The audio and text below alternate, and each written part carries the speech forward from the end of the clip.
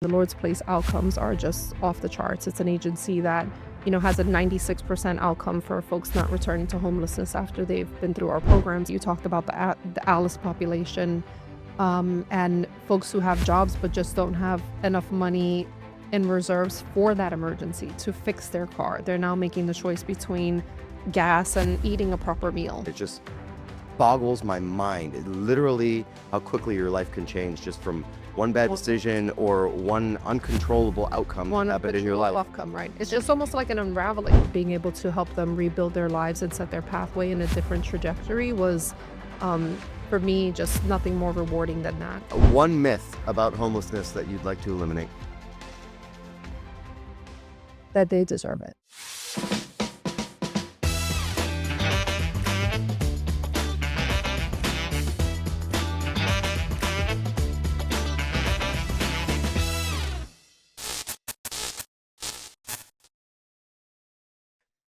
Hello, RWorld. Welcome back to another episode of RWorld Talk.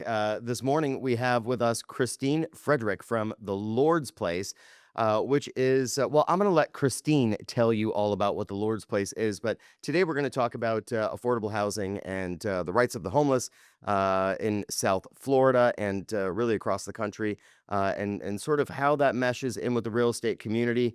You guys may or may not know that I've been involved with the Broward Housing Council and currently serve as the chair of the Broward Housing Council, which really ties into what Christine does. She is the CEO of the Lord's Place. Welcome, Christine. Thank you for being with us. Thank you so much for having me. So why don't, for our listeners who may not be familiar with the Lord's Place and the work that you do, why don't you tell us a little bit about yourself? What is your role at the Lord's Place? Well, I already gave that away. You're the CEO.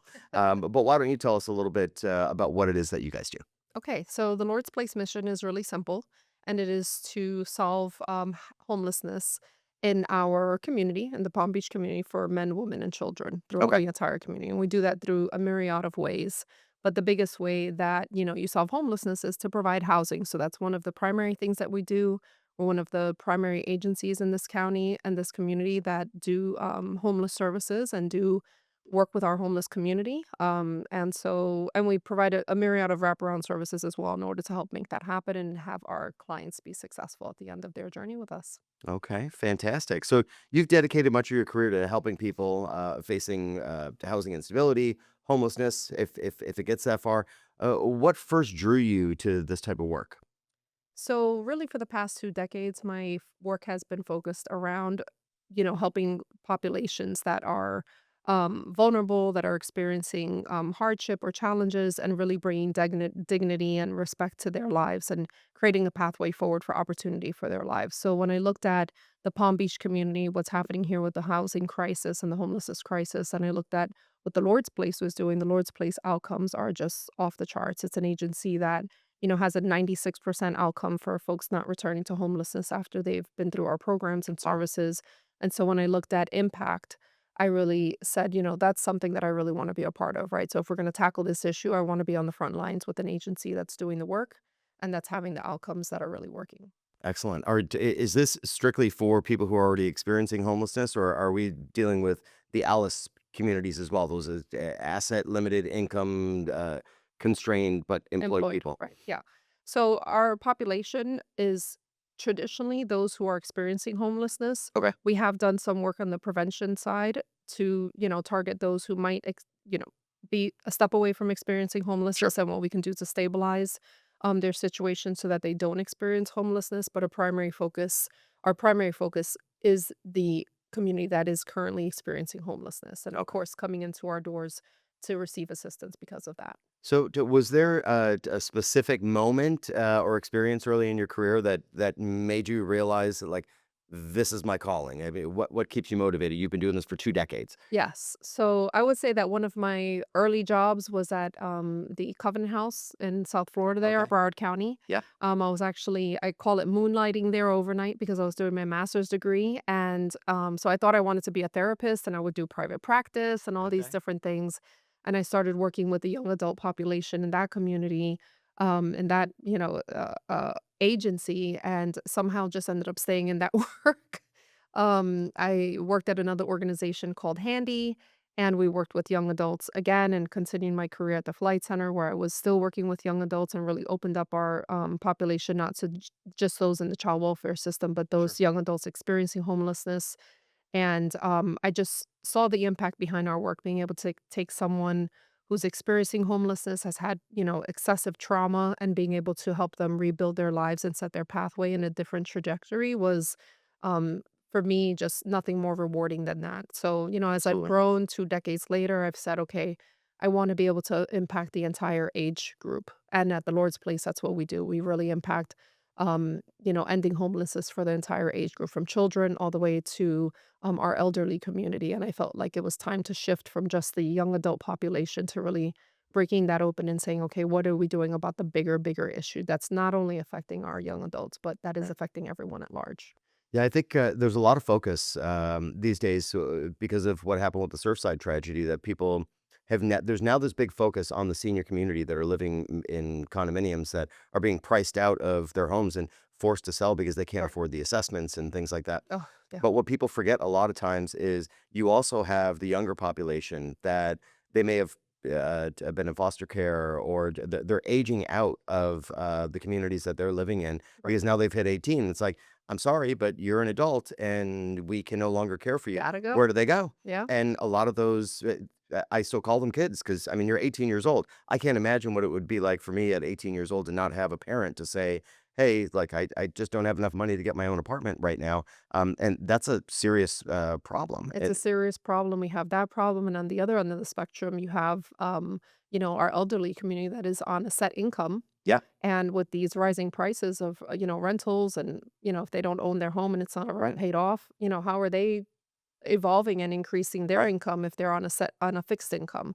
And so you're really seeing this problem across the board. And we have, of course, children that are being impacted. If their families, their parents can't afford to live now, they're experiencing homelessness, and it's affecting their education and how they're thriving as a young person that will be our future, not too long from now. So it's really just a community wide problem, It and is. it starts and ends with the community coming together. Yeah, and a lot of our senior population, that they may be on Social Security and they get their award letter. Congratulations on January 1st, you're going to get 2% more. It's like, what is that going to do for me? Because my rent Right. was just went up Yeah. way farther than Yes. 2%. 105, Yeah. 150%. But now you've got your you're on your fixed income. You can't find housing, and there's no programs that are available to you because the government has been so slow in adjusting the thresholds for assistance Right. that even though we're experiencing this incredible inflation and the prices of housing have gone up, your taxes have Construction gone up, costs, everything. yeah, Mhm. exactly, construction, your food costs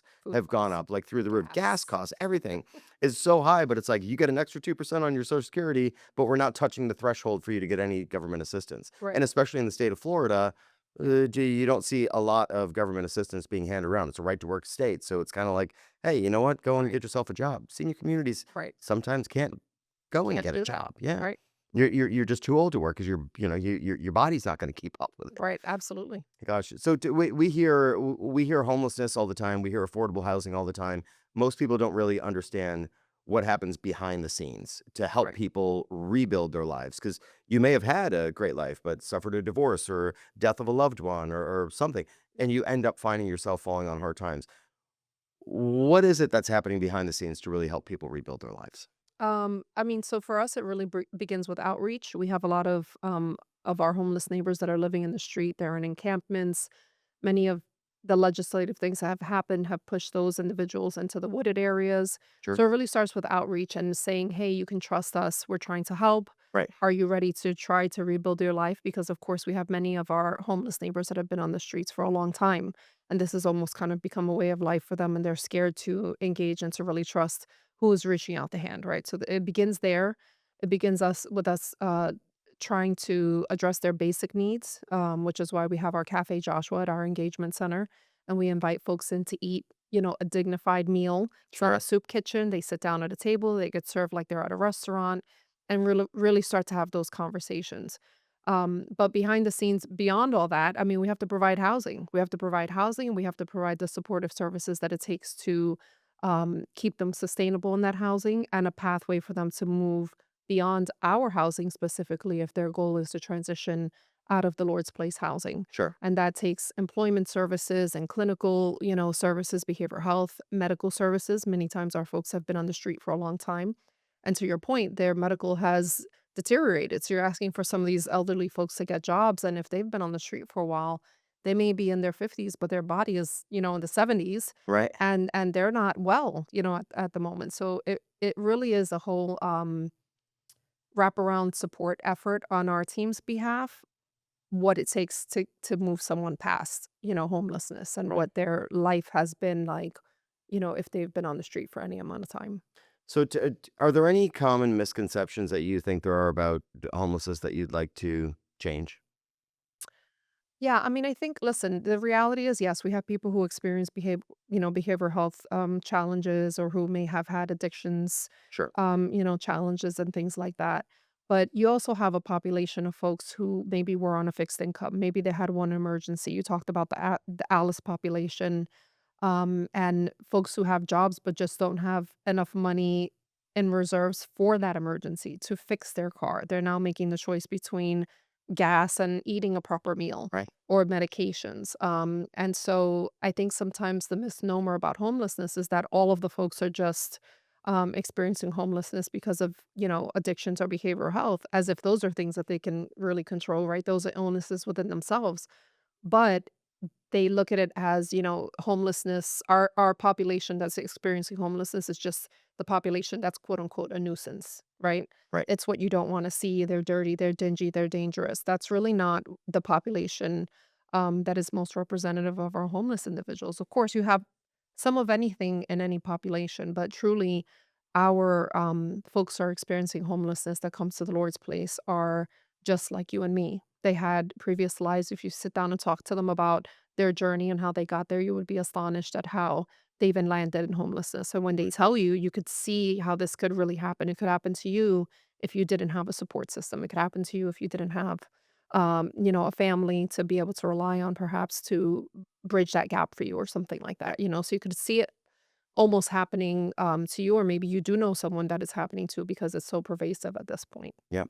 No, I think that people don't realize how vulnerable our community is, Right. and it's not it's not always the people that you think. You Yep. mentioned, some people have struggled with addiction, some people have just fallen on hard times. There are people out there that if you actually sit down and talk to someone that's experiencing homelessness, which I've had several countless occasions where I finished up one of our Broward Housing Council meetings, and you've got the public who have come in for comment, and people just come to you saying, "Where can I find help? What can I do?" And I have a conversation with them, and it just boggles my mind. Literally, how quickly your life can change just from one bad One moment. decision or one uncontrollable outcome that One happened in your habitual life. outcome, right? It's And just almost like an unraveling, yeah, right? Like it's just a circumstance that yeah, happened, and it's one thing that led to another that led to yeah. another. And so many of our folks now are living intergenerationally, Mhm, right, within mhm. households. So what happens if, a landlord comes in and says you can't live with that many, or Right. whatever's going on? I mean, people just Or your can't. caretaker passed away Right. That's that literally happened to one of our all clients. the She time. she was actually taking care of a gentleman, and she was living with him because she was Mhm. his caretaker, and he passed away, and everything was just like, "Okay, you gotta go now. You gotta get out." Yeah. And she was like, "Wait a minute." And she was older, and, where do you find a Where am I job now supposed at to this go? point, right? She had her car, Yeah. lost her car. It's just unfortunate. It's like an unfortunate series of events most of the time, and I think that's the misnomer. People just think that it's, "Oh, you were incarcerated, you did something bad, you got out, that's why you're homeless." Mhm. And it's that's part of it, but it's not the whole story. You know what Right. I mean? It's not the whole story. And even then, we have our folks from reentry, they've served their time. They did whatever they did, they served their time, they're trying to reintegrate into the community.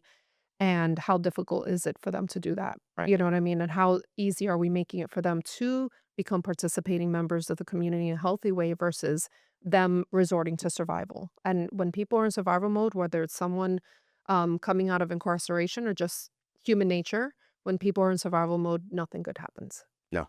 You know? No, nothing good happens, and I think, it's a really sad state of affairs that life moves so fast now, that a lot of people overlook how easy it would be to lend a hand to someone that that hand is going to change their life in such a drastic way Yep. that if they only knew the effect that they could have It's on the someone's butterfly life, effect. butterfly effect, Yep. it would make so many lives so much better. Absolutely. Because somebody who's fallen on hard times is they're the person who's going to realize, let's help my neighbor and figure out, Absolutely. what we could possibly do in order to steer them in the right direction. And Because people don't I realize found it the just light. starts here. It starts with you. It starts with Yep. one person, one Yep. action, one um thing that they can do, one action that they can take, one moment of grace that they grant Yep. in order to set something else in motion for the future of that person's life or even their own life, For sure. For sure. So For our listeners who are like, why are we talking about all this depressing stuff?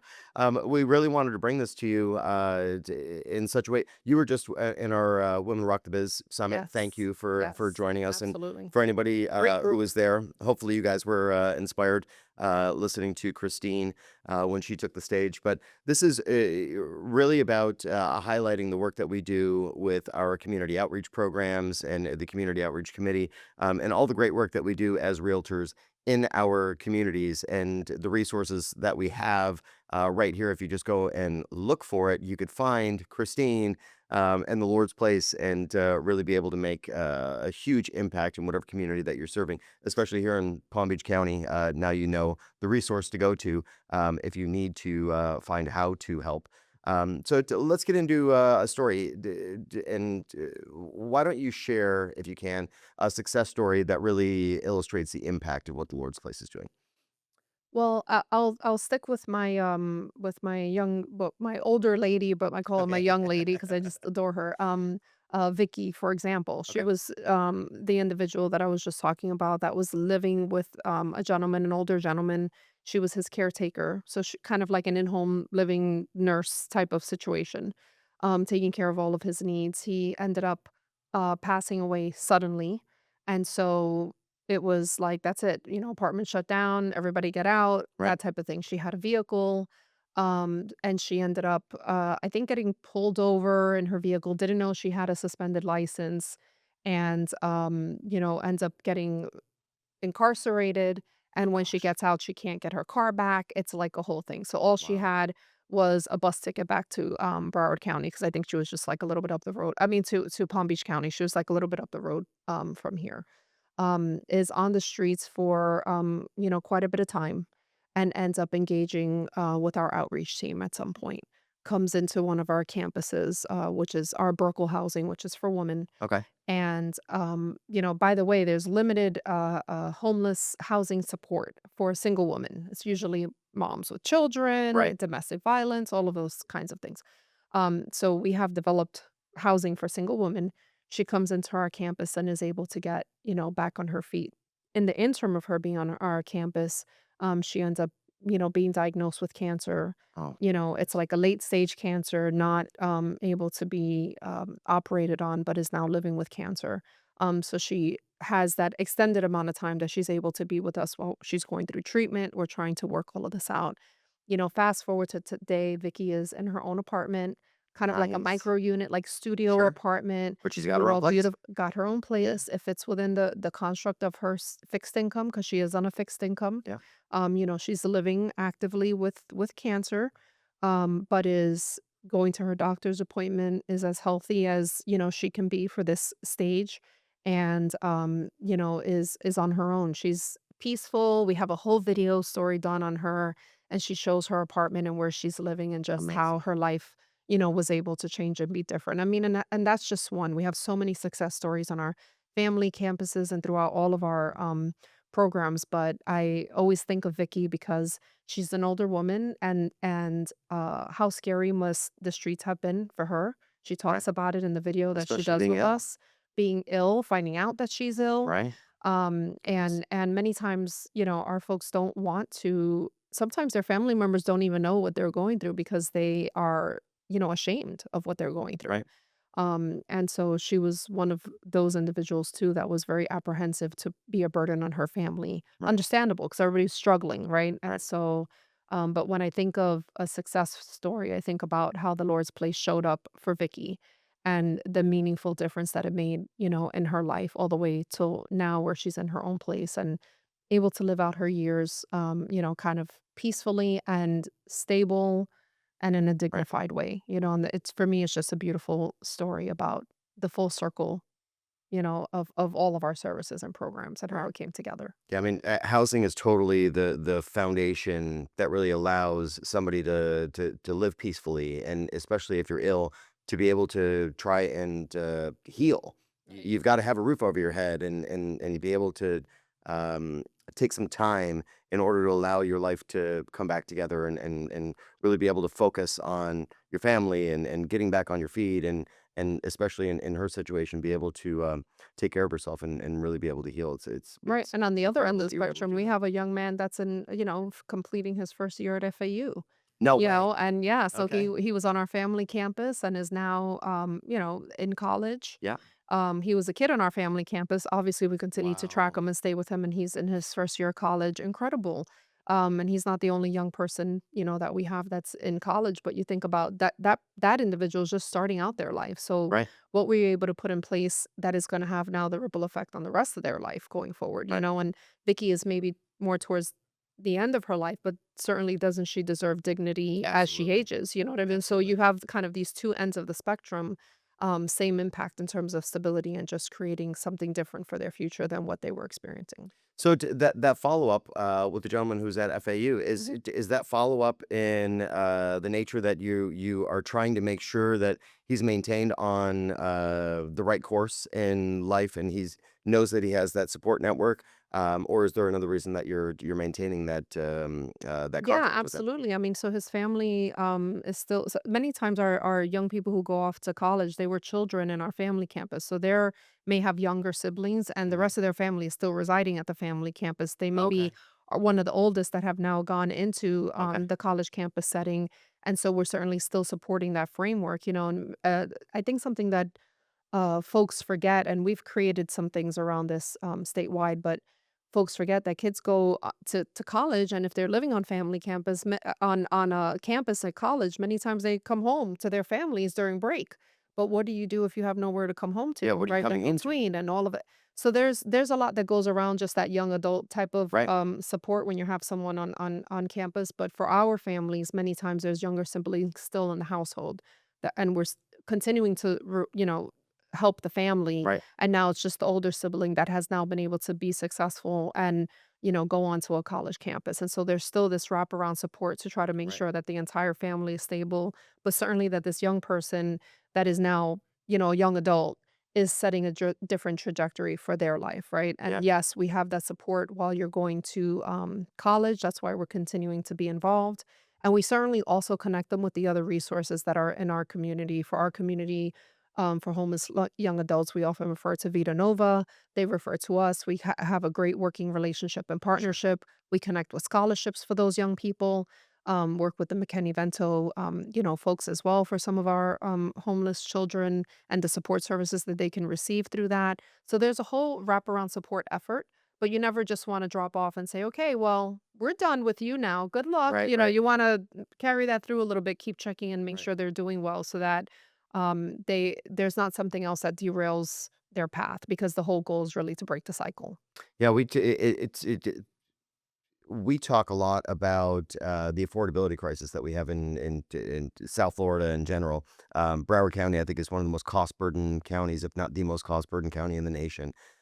You're up here in Palm Beach County, but we talk often about kids go off to school. That we would love for those educated children to come back to South Florida to build up these, to Communities. build up our Mhm. community.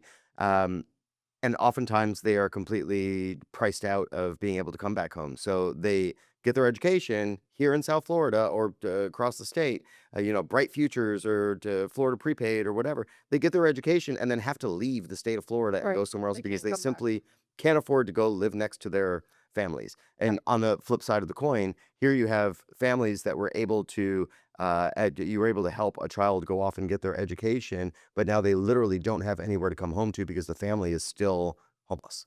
Right. Right. Incredible to try to wrap your head around Right, right, which that is why our concept and family really how campus dire exists, things is are. to really end that homelessness and really help that family put their life together. So they do, in that instance on our family campus, they do have somewhere to come home to. But Sure. again, when we talk about housing and creating pipelines for folks to be able to have sustainable housing moving Mhm. forward, Mhm. if the goal is transitional housing and for those families not to stay on your campuses for, past 2 years or however many years, there also has to be a pipeline for where they're going to go after. Right. Because the problem is they might be able to afford to stay on the campus with you at that moment and they start to get to work and they're putting their lives together. But are the jobs that they're able to get and what they're getting paid, keeping pace with what it costs to live in our Right. community? And that pipeline to that future housing where they're going to be stable forever is part of the problem. Is of us being able to move them off campus into other housing within this community. So maybe many people do look to leave because they just can't make it here. Right. So, what are you seeing on the ground right now in Palm Beach County? Let's talk about a little bit of a reality check of like what is truly happening right now, and how do you think obviously there's an affordability crisis that's happening in South Right. Florida. How do you think that's changed over the course of the last 5 years, and what are you seeing now today that's different than what it was? We're seeing more of our elderly population entering, Mm. into the homeless community and that are experiencing homelessness. So that's one. Behavioral health, the rise in behavioral health is another, and I think that's really been a thing since COVID. Like that's Right. just kind I of think that's been nationwide. That's not even a South nationwide, Florida right? thing. And Right. and even the affordability piece of housing is a nationwide Right. issue going on. But we're definitely seeing increases in the elderly population that's Yeah. experiencing homelessness, I which is think they've really been sad, impacted the very most. scary. Yeah. Correct. Yeah, because many of them are the ones that are on fixed incomes and just not able to keep pace. Right. So that's what we're seeing boots on the ground. I mean, there's just not enough affordable housing. Mhm. That's really what we're seeing. We're not developing enough units to keep pace with what is needed to support our community that is not meeting the income threshold. Right. And I think that there's just a disconnect in that. We look at affordable housing, what it means on paper and politically and legislatively and, all of those pieces, but lived experience wise, what Mhm. people are experiencing is not there's not enough housing. There's not enough housing for the person that makes 45 to Yeah. $55,000 a year if they even make that. But let's say that that's, where they are 50% below the AMI, they're not making the cut for what Yeah. housing is costing at this time. And there's not enough affordable housing units coming online in order to sustain teachers and, our bus drivers, our restaurant workers, all of that is just not happening. Yeah, and I think that's a really tough pill to swallow for a lot of people that truly understand what that generation went through when they were living their younger years, and now is supposed to be their golden years where they're enjoying their retirement life, And and it's crisis. it's It's yeah, they're right crisis. back into crisis. Their life Yep. started in crisis and it's ending in crisis. Right. Just it's Right. horrible to think about. Right. Um, many realtors work with buyers and sellers every day. What are they seeing that really reflects this larger affordability challenge in your mind? I think really just the cost of what, houses are selling for, what people need to buy at. I mean, I just bought a house, literally just moved less than a month ago. Congratulations. Thank you very much. And I had to sell a house and buy a house all at the Okay. same time. Hopefully you used a realtor. Yes, I did use a realtor. Thank God I used a realtor. I probably drove her crazy. She might be having like, changes in her fast way of life. Like that's it. I quit. No, but I know just from experience how difficult that is. And I'm a person that's, working, two-income household. I have a Mhm. husband, we're very fortunate and blessed. And the process was just grueling because, what you're selling for, what you're buying for. I mean, it's really complicated. I think that that's probably what realtors are seeing is that they're trying to maybe help folks get into housing and whether Mhm. that be in the rental market or purchasing a home and perhaps what people's income levels are at and maybe where their debt to income is because they've had to maybe survive off of, rotating their credit cards around, make a payment for this, rob Peter to pay Paul. I could imagine that for some realtors it's very difficult to find the type of housing and affordable units that are affordable for that individual. Right. So when we talk about affordability, it's not just on paper, but what does it look like for this specific person? And is it affordable for this person? So with inventory that is affordable being so low, I imagine that realtors are, ready to pull their hair out, with Yeah, that right. part of it. And it's probably incredibly difficult and sad to manage, to tell someone I can't like this is all we have or I can't find anything for you Right. or you're not getting approved or so that's what I would imagine that realtors are probably experiencing at this time, Yeah, real boots it's on the really ground. frustrating Yeah. when we're working with budgets that are not tiny budgets. I mean, this is Right. like, I'm willing to give everything that I've got to my maximum debt to income Right. ratio, and I'll spend it all on housing. Just find me something. Right. But with the climate the way that it is today, Right. it's like, I'm sorry, I can't help you. Yeah. There's literally nothing for Yeah, you. and it's scary for buyers too. Yeah. I'm a buyer and I'm looking at like, okay, how far are we willing to push this? Yeah. I'm How far do I thinking have to as stretch? a parent, Yeah. as a parent and as a kind of like I'm in that sandwich in between, right? I'm a parent, but I also have elderly parents. Right.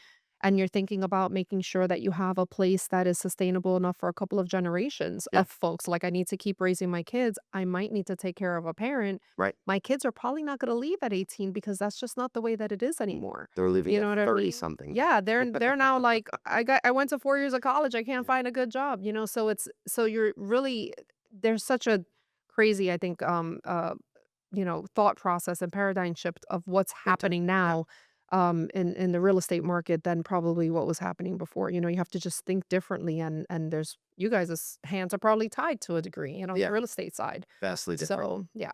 So let's talk about there's been such a focus on affordable housing lately, but let's just sort of get into a different topic. Housing alone is not enough. You know that, I know that, many people know that who are in this space. How important are employment services, counseling, education, support systems? I mean, all the other things that people like you and I are tapped into and have those resources that we could share with the people who need it. Let's talk about the bigger picture and the additional services that are necessary, because a lot of our realtor members are some of them are members of the Ellis community. Right. Some of them have the elderly parent that they have no idea how they are going to support, because like you said, you may be in a one bedroom apartment where it's okay that you and your husband are living together in this one bedroom. What if you got to bring mom in with you? You can't Right. do it because there's county laws that don't allow it. The landlord might not allow it. I mean, Right. there's Right. certain fail You have safes in place, a but certain amount of occupancy that you can have yeah, within a the certain amount. occupancy Yep. limits. Yeah. How important are those other services? The employment services, the counseling, the education. They're critical, honestly. I mean, I think that, housing is a big piece of it. You cannot solve homelessness without having housing. But for many individuals, they need more than that, right? They need the resources to be able to really create sustainability around their situation. And whether it's that they're struggling with behavioral health and need to get to counseling and to clinical services and all of that, whether they're struggling with a physical ailment and need to get that treated so that they can be healthy to push forward to join the workforce, or whether they're joining the workforce for the first time, rejoining the workforce. There's a lot of support that's needed around that. And I think that many times that kind of gets overlooked in terms of the amount of effort that it takes on a wraparound level in order to move a person from crisis to stability, and it can't just say, okay, here you go. Good luck with that. See you later. I Right. mean, sometimes people need budgeting education. Sometimes they're like, okay, if I have $5, do I pay for my medication? Do I buy a pack of meat? I mean, these are the decisions that people are making. And I think that the more the community can surround and wrap around these individuals to say, okay, hey, let's shepherd you through this, we'll get to the other side together. But those supports are critical because those are the things that are going to lead to the long term sustainability of the individual or the family. So, realtors are often on the front lines of housing conversations, whether it be education or our community outreach teams. What role do you think that they should be playing in addressing affordability? I think that realtors can really be ambassadors, for this conversation on both ends, right? They are many times like you all engaging with nonprofits or, boots on the ground folks like us, and many times being that connector between the community, whether it be landlords and the business community to the frontline community that is boots on the ground trying to help our community members that are experiencing homelessness or those that are just having this affordability crisis. Realtors are probably the ones that are sitting in the middle, seeing it all from all angles, right? They're having folks come to them saying, I need housing. They probably have landlords coming to them or owners saying, I either need to sell or I need to get this unit filled. And sometimes the two are just not connecting because what they might want to rent for is not what the people can afford. Right. And at some point, they might be in a position to have a conversation to say, listen, right? I know you want $3,000 for this one bedroom. However, this is where we are as a community, and it's gonna take all of us to come together to try to solve this problem. I think, they're in the business of seeing folks who want to buy properties. Mhm. Where is their land use that can be used, better? Where are their older properties that we need to maintain and sustain, so that they can maintain affordability in those units versus, developers just kind of gobbling them up and turning them into luxury units. I think there's a lot of conversation where realtors can be at the table and talk about what they're seeing, and saying, "Hey guys, have a bright idea. Maybe we And there's still change." opportunity to Yeah. make money there Yeah, for a renter. absolutely, 100%. absolutely, absolutely. But I always talk about karma chips too. Mhm. There's money, and then there's karma chips. And you cash in those karma chips at some point, it comes back to you. But Yep. again, having those conversations too with legislators about, maybe what this property is zoned for. Maybe we can change some of this. I mean, Right. there's a lot of it where we're almost in our own way. We have some of the Yeah. solutions. There's things that we can do, but you just need the right combination of people at the table to make the decisions that are going to break free the constraints that are keeping us from developing more housing right now. And I think Yeah. realtors see it firsthand, and they can be conduits for that conversation. I'm a huge advocate for realtors being involved in their communities, going to the commission meetings, Yep, city commission, county absolutely. commissions, really finding out what's going on out there because there may be a parcel of land that you've got your eye on because you sell that neighborhood and you see it sitting there all the time. The county might not know that a simple zoning change would allow Live Local to come in and Right. put up an affordable Pair housing. with a nonprofit like us that Right. can buy, Exactly. develop it, work with the county, and we've done this many times. The Lord's Place has. We have And they campuses. might not know the financing Right. options They that are might not available. know the whole, but say, "Hey, by the way, I see this piece." The other thing that realtors can do too is when they're having those conversations with some of the landlords, it's saying, "Hey, I know you're afraid to rent to this population, Yep. perhaps. Maybe it's not the most desirable, but there are organizations like the Lord's Place where we do master leasing, Mhm. and we're literally supporting the framework of the business piece of that deal, Mhm. saying, "Hey, we're putting this person in. They may have a pathway for financing the apartment, whether it be." Whichever way they're going to do it. At the end of the day, the unit's in our name. We're putting a person in, they're paying for it, but we're here as a backup if something falls through. Right. And not everyone can do a master lease, but you certainly have a lot of nonprofits that are willing to Yeah. stand by those individuals and say, "Hey, we will work this out." Right. For us, we go in and do checks into the apartment, make sure they're Yeah. taking care of it, make sure they're, kind of following the rules, just being a good community member. So landlords don't have to be at it alone and say, "Oh my gosh, I rented to this person and now I'm a social worker," right? Right. Like pair with the agencies Right. that are Right. doing the work and say, "Hey, I'm willing. I'm a willing landlord. I have units available."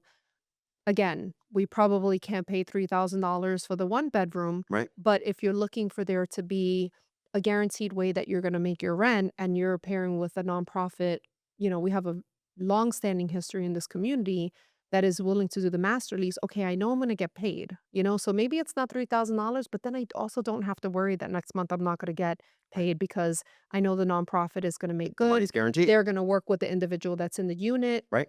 Everybody wins. Yeah. So there has to be a little bit of a shift in the mentality, I think. I don't think that we have a realtor that's listening to us today that has not had a tenant's agent approach you with a Section 8 voucher, and the landlord instantly goes, "No Nope. Section 8, I don't wanna deal with it, Right. it freaks me Right. out, they're gonna Right. destroy my house." Right. Do you know how long it took those people to get that Section 8 voucher and how long they sat Oh on my that waiting list in gosh. order to get that voucher? They are not losing that voucher, and the state's the one that's paying the landlord the rent. So, like, Right. the rent's guaranteed, the person Right. is never gonna do anything wrong because they don't wanna lose the But voucher. it is a mentality shift on the landlord side because there's A such a huge stigma. stigma Big wrapped stigma. around if you were on Section 8, then you must have all these other Yeah. problems, Yeah, right? yeah. You're a And drug and it's dealer, a you're this, you're and that, it's you're a very, like, accusatory uh-huh, problem, right? You're 100%. the problem, point the finger, point the finger, Yep. point the finger.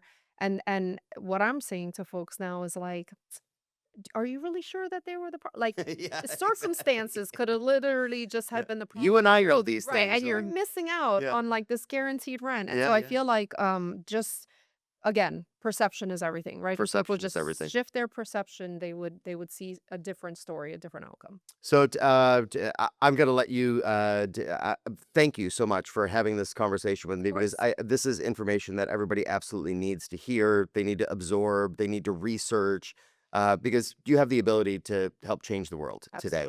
Absolutely. So help us, help people who are in need.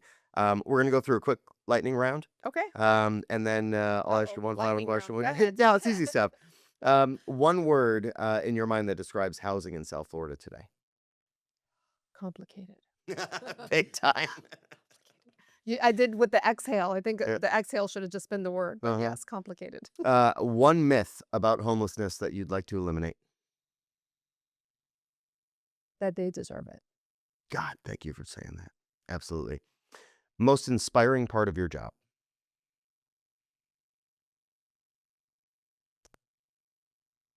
Seeing them have a different tomorrow. That's powerful. That's powerful. Most overlooked housing challenge. Just for me, I think availability, just amount. Yeah, We need more. yeah, They need more. absolutely. Yeah, and especially here in South Florida where there's, not a lot of places that you could build. We just need more. Yeah, it's tough. Last one. One thing every community leader should understand about affordable housing and homelessness. It takes a village. God, yeah, it does. Big time. Big time. Okay. We're gonna land the plane here. If every realtor in Palm Beach County made one commitment this year to affordable housing and community reinvestment, what would you ask them to do? Be an ambassador. Have a conversation. Have a conversation with one landlord. Have a conversation with one legislator. Have one conversation with a neighbor. Have a conversation with yourself. Right. It has to start here. And maybe they can look up Heather and find out how you might be able to help the Lord's Place. Yes, please. Thank you for the work that you're doing. Thank you for Thank you. joining us here today. It's incredible the way Thank that you you're for being helping. an ambassador. I- It I'm starts. more than happy. You've got the ball rolling, so we appreciate that. This And is I don't know huge. why I've called you Heather 5 times. Christine. I was like, I don't know who Chris- Heather is, but No, I'm gonna find out who Okay, she no, is. I'll tell you because I've got a great friend. Your last name's Frederick, and her last name is Fedrock. And I've been this whole time going Heather because I keep thinking of Heather I'm gonna make Fedrock. it my No, middle name. Christine Frederick. Christine Heather Frederick. Christine, not Heather. Thank you for the work that you've been doing here, and for our realtor audience, you heard it right from Christine's mouth. There is a mission out there that we can all be a part of, and we can all be ambassadors, and we can all make a change in our communities. I say it time and time again, and Christine just reminded us all that it truly takes a village, and you never know what somebody's going through. So we see firsthand the affordability crisis that we're having here in South Florida. Make a conscious decision today to go out there and, like you said, talk to a legislator, a landlord, talk to one of the A nonprofits. nonprofit. Yep. Yeah, Come and talk see, to us. yeah, Come talk to us. come talk to the Lord's Come Place. see me. Tell me you saw me on Yeah. a podcast and say, hey, I have to talk to you. There you go. And I'll be there. She Absolutely. can't give you a discount on anything, Can't but give she me a could certainly discount. put you to work. But I will give you my time. I will give you my time. Absolutely. Fantastic. Thank you for being with us, and we will see you guys right back here next time on Our World Talk.